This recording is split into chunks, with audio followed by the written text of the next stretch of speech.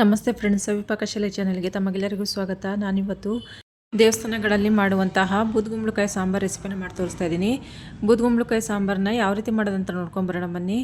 ನಾನಿಲ್ಲಿ 1 kg ಆಗುವಷ್ಟು ಬೂದ್ಗುಂಬಳಕಾಯಿನ ತೊಗೊಂಡಿದ್ದೀನಿ. ಅದನ್ನ ಇವಾಗ ಸಿಪ್ಪೆ ತೆಗಿತಾ ಇದ್ದೀನಿ ನೋಡಿ. ಸಿಪ್ಪೆ ತೆಗೆದ್ಬಿಟ್ಟು ಅದು ತಿರುಳೆಲ್ಲ ತಗೊಳ್ಬೇಕು, ಬೀಜ ಎಲ್ಲ ತಗೊಳ್ಬೇಕು.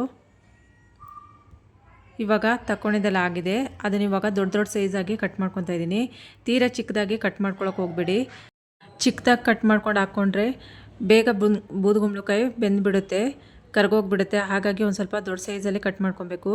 ಇವಾಗ ಕಟ್ ಮಾಡ್ಕೊಂಡಿದ್ದೆಲ್ಲ ಆಗಿದೆ. ಗ್ಯಾಸ್ ಮೇಲೆ ಒಂದು ಪಾತ್ರೆನ ಇಟ್ಕೊಂಡಿದ್ದೀನಿ. ಅದಕ್ಕೆ 1 ಗ್ಲಾಸ್ ಆಗೋಷ್ಟು ನೀರು ಹಾಕ್ಕೊಂಡು ಈಗ ಬೂದ್ಗುಂಬಳಕಾಯಿನ ಚೆನ್ನಾಗಿ ತೊಳ್ಕೊಂಡು ಅದನ್ನು ಹಾಕ್ಕೊಂಡು ಒಂದು ಪ್ಲೇಟ್ನ ಮುಚ್ಚಿ ಬೇಯಿಸ್ಕೊತಾ ಇದ್ದೀನಿ. ಈಗ ಗ್ಯಾಸ್ ಮೇಲೆ ಒಂದು ಬಾಣಲೆನ ಇಟ್ಕೊಂಡಿದ್ದೀನಿ. ಅದಕ್ಕೆ 1 ಸ್ಪೂನ್ ಆಗುವಷ್ಟು ತೆಂಗಿನ ಎಣ್ಣೆ ಹಾಕ್ಕೊತಾ ಇದ್ದೀನಿ. 6 ರಿಂದ 7 ಬ್ಯಾಡಗೆ ಮೆಣಸಿನಕಾಯಿನ ಹಾಕ್ಕೊಂಡು ಚೆನ್ನಾಗಿ ಅದನ್ನು ಹುರ್ಕೊಂಡು ಎತ್ತಿಟ್ಕೊತಾ ಇದ್ದೀನಿ. ಈಗ ಅದೇ ಎಣ್ಣೆಗೆ ಅರ್ಧ ಟೀ ಸ್ಪೂನ್ ಆಗುವಷ್ಟು ಕಡಲೆಬೇಳೆ, 1 ಸ್ಪೂನ್ ಉದ್ದಿನಬೇಳೆ ಹಾಕ್ಕೊಂಡು ಚೆನ್ನಾಗಿ ಅದನ್ನು ಹುರ್ಕೊಳ್ತಾ ಇದ್ದೀನಿ. ಬೇಳೆ ಕೆಂಪಗಾಗೋ ಮೊದಲೇ ಅರ್ಧ ಟೀ ಸ್ಪೂನ್ ಆಗುವಷ್ಟು ಜೀರಿಗೆ, 1/4 ಟೀ ಸ್ಪೂನ್ ಸಾಸಿವೆ, 3 ಸ್ಪೂನ್ ಆಗುವಷ್ಟು ಕೊತ್ತಂಬರಿ ಕಾಳನ್ನ ಹಾಕ್ಕೊಂಡು ಚೆನ್ನಾಗಿ ಇದನ್ನು ಹುರ್ಕೊಳ್ತಾ ಇದ್ದೀನಿ.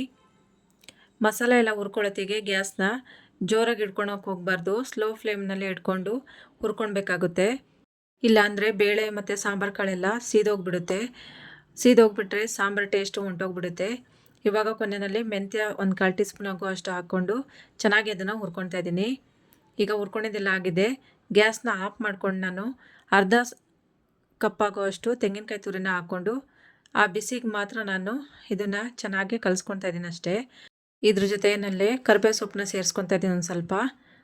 ಈಗ 1/4 ಟೀ ಸ್ಪೂನ್ ಆಗುವಷ್ಟು ಅರಿಶಿನ ಪುಡಿನ ಹಾಕ್ಕೊಂಡು ಇದನ್ನು ಜಸ್ಟ್ ಕಲಿಸ್ಕೊತಾ ಇದ್ದೀನಿ ಅಷ್ಟೇ. ಬಾಣಲೆ ಬಿಸಿ ಇರೋದ್ರಿಂದ ಕಾಯಿ ತುರಿ ಹಾಕ್ಕೊಂಡು ಕಲಿಸ್ಕೊಂಡ್ರೆ ಸಾಕಾಗುತ್ತೆ. ಅದೇ ಬಿಸಿಗೆ ಕಾಯೆಲ್ಲ ಹುರ್ಕೊಂಡು ಬಿಡುತ್ತೆ. ಈಗ ಮಸಾಲೆ ಎಲ್ಲ ತಣ್ಣಗಾಗಲಿ ಅಲ್ಲಿ ತನಕ ನಾವು ಕುಂಬಳಕಾಯಿನ ಬೇಯಿಸೋಕೆ ಇಟ್ಟಿದ್ವಲ್ಲ ಅದನ್ನು ಪ್ಲೇಟ್ ಓಪನ್ ಮಾಡಿ ಒಂದು ಸತಿ ಕಲಿಸ್ಕೊತಾ ಇದ್ದೀನಿ. ಅದಕ್ಕೆ ಕಲ್ಲುಪ್ಪನ್ನ ಹಾಕ್ಕೊಳ್ತಾ ಇದ್ದೀನಿ, ಒಂದು ಅರ್ಧ ಸ್ಪೂನ್ ಆಗುವಷ್ಟು, 1/4 ಟೀ ಸ್ಪೂನ್ ಆಗುವಷ್ಟು ಅರಿಶಿನ ಪುಡಿ ಹಾಕ್ಕೊಳ್ತಾ ಇದ್ದೀನಿ. ಬೆಲ್ಲ 1 ತುಂಡಾಗುವಷ್ಟು ಹಾಕ್ಕೊಳ್ತಾ ಇದ್ದೀನಿ. ಹುಣಸೆ ಹಣ್ಣು ರಸನ ಹಿಂಡ್ಕೊಳ್ತಾ ಇದ್ದೀನಿ. ಇವಾಗ ಇದನ್ನು ಒಂದು ಸತಿ ಕಲಸಿ ಮಿಕ್ಸ್ ಮಾಡಿಬಿಟ್ಟು ಮತ್ತೆ ಪ್ಲೇಟ್ ಮುಚ್ಚಿ ಒಂದು 5 ನಿಮಿಷ ಬೇಯಿಸ್ಕೊಳ್ಳೋಣ. ಈ ಕಡೆ ಮಸಾಲೆ ಎಲ್ಲ ತಣ್ಣಗಾಗಿದೆ. ಅದನ್ನು ಮಿಕ್ಸಿ ಜಾರ್ಗೆ ಹಾಕ್ಕೊಂಡು ಇದಕ್ಕೆ ನೀರು ಸೇರಿಸ್ಕೊಂಡು ನೈಸಾಗಿ ರುಬ್ಕೊಳ್ಬೇಕು. ಇದಕ್ಕೆ ನಾವು ಈರುಳ್ಳಿ ಆಗಲಿ ಬೆಳ್ಳುಳ್ಳಿ ಆಗಲಿ ಹಾಕ್ಕೊಳ್ತಾ ಇಲ್ಲ. ಈಗ ಪ್ಲೇಟ್ನ ಓಪನ್ ಮಾಡಿ ನೋಡ್ತಾ ಇದ್ದೀನಿ. ಕುಂಬಳಕಾಯಿ ಎಲ್ಲ ಚೆನ್ನಾಗಿ ಬೆಂದಿದೆ, ಸಾಕು ಇಷ್ಟು ಬೆಂದರೆ. ಇವಾಗ ರುಬ್ಬಿರೋಂಥ ಮಸಾಲಾನ ಇದಕ್ಕೆ ಹಾಕ್ಕೊಳ್ತಾ ಇದ್ದೀನಿ. ಮಿಕ್ಸಿ ಜಾರ್ ತೊಳೆದಿದ್ದು ನೀರನ್ನು ಹಾಕ್ಕೊಳ್ತಾ ಇದ್ದೀನಿ. ಇವಾಗ ನೀರು ಎಷ್ಟು ಬೇಕಾಗುತ್ತೆ ನೋಡಿಕೊಂಡು ನೀರು ಹಾಕ್ಕೊಳ್ಬೋದು. ನಿಮಗೆ ತೆಳು ಬೇಕಂದರೆ ತೆಳು ಮಾಡ್ಕೊಬೋದು, ಇಲ್ಲ ದಪ್ಪ ಬೇಕಂದರೆ ದಪ್ಪನೂ ಮಾಡ್ಕೊಬೋದು. ಆದರೆ ಜಾಸ್ತಿ ತೀರ ತೆಳು ಆದರೆ ಚೆನ್ನಾಗಿರೋದಿಲ್ಲ. ತೊಗರಿಬೇಳೆನ ಮೊದಲೇ ನಾನು ಬೇಯಿಸಿಟ್ಕೊಂಡಿದ್ದೆ, ಆ ಬೇಳೆಯನ್ನು ಹಾಕ್ಕೊಳ್ತಾ ಇದ್ದೀನಿ ಈ ಸಾಂಬಾರಿಗೆ. ಈಗ ಆವಾಗಲೇ ಕುಂಬಳಕಾಯಿ ಬೇಯಿಸೋತ್ತಿಗೆ ಒಂದು ಸ್ವಲ್ಪ ಉಪ್ಪು ಹಾಕ್ಕೊಂಡಿದ್ದೆ. ಈಗ ಮಸಾಲೆ ಎಲ್ಲ ಹಾಕಿದ್ರ ಮೇಲೆ ರುಚಿಗೆ ಬೇಕಾದಷ್ಟು ಉಪ್ಪು ನೋಡಿಕೊಂಡು ಉಪ್ಪು ಹಾಕ್ಕೊಳ್ತಾ ಇದ್ದೀನಿ. ಉಪ್ಪು ಹಾಕಿ ಚೆನ್ನಾಗಿ ಇದನ್ನು ಕಲಸಿ ಮಿಕ್ಸ್ ಮಾಡ್ಕೊಳ್ಬೇಕು. ಈಗ ಇದಕ್ಕೆ ಒಂದು ಪ್ಲೇಟ್ನ ಮುಚ್ಚಿ ಚೆನ್ನಾಗಿ ಇದನ್ನು ಕುದಿಸ್ಕೊಳ್ಬೇಕು. ಸಾಂಬಾರು ಚೆನ್ನಾಗಿ ಕುದಿ ಬರ್ತಾ ಇದೆ. ಚೆನ್ನಾಗಿ ಅದನ್ನು ಕಲಿಸ್ಕೊಳ್ತಾ ಇದ್ದೀನಿ ನೋಡಿ. ಈ ಕುಂಬಳಕಾಯಿ ಸಾರಿಗೆ ಬೇಳೆ ಹಾಕದೇನೆ ತೆಂಗಿನಕಾಯಿ ಹಾಲನ್ನ ತೆಗೆದುಬಿಟ್ಟು ಮಾಡಿದರೆ ತುಂಬಾ ರುಚಿಯಾಗಿ ಟೇಸ್ಟಿಯಾಗಿರುತ್ತೆ. ಈಗ ಕುದಿತಿರೋ ಸಾರಿಗೆ ಒಂದು ಒಗ್ಗರಣೆ ರೆಡಿ ಮಾಡ್ಕೊತಾ ಇದ್ದೀನಿ.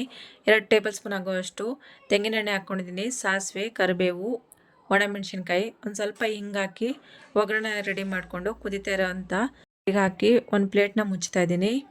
ಇವಾಗ ನೋಡಿ ಚೆನ್ನಾಗಿ ಕುದಿ ಬರ್ತಾ ಇದೆ. ಅದನ್ನೊಂದು ಸತಿ ಚೆನ್ನಾಗಿ ಕಲಿಸ್ಕೊಳ್ಬೇಕು. ನೋಡಿದ್ರಲ್ವ ಫ್ರೆಂಡ್ಸ್, ದೇವಸ್ಥಾನಗಳಲ್ಲಿ ಮಾಡುವಂತಹ ಬೂದ್ಗುಂಬಳಕಾಯಿ ಸಾಂಬಾರನ್ನ ಯಾವ ರೀತಿ ಮಾಡೋದಂತ ತಿಳ್ಕೊಂಡು ಈ ಸಾಂಬಾರು ಇಷ್ಟ ಆದರೆ ನೀವು ಒಂದು ಸತಿ ಟ್ರೈ ಮಾಡಿ ನೋಡಿ ಫ್ರೆಂಡ್ಸ್. ಇಷ್ಟ ಆದರೆ ಲೈಕ್ ಮಾಡಿ, ಶೇರ್ ಮಾಡಿ, ಸಬ್ಸ್ಕ್ರೈಬ್ ಮಾಡಿ friends. Thank you for watching.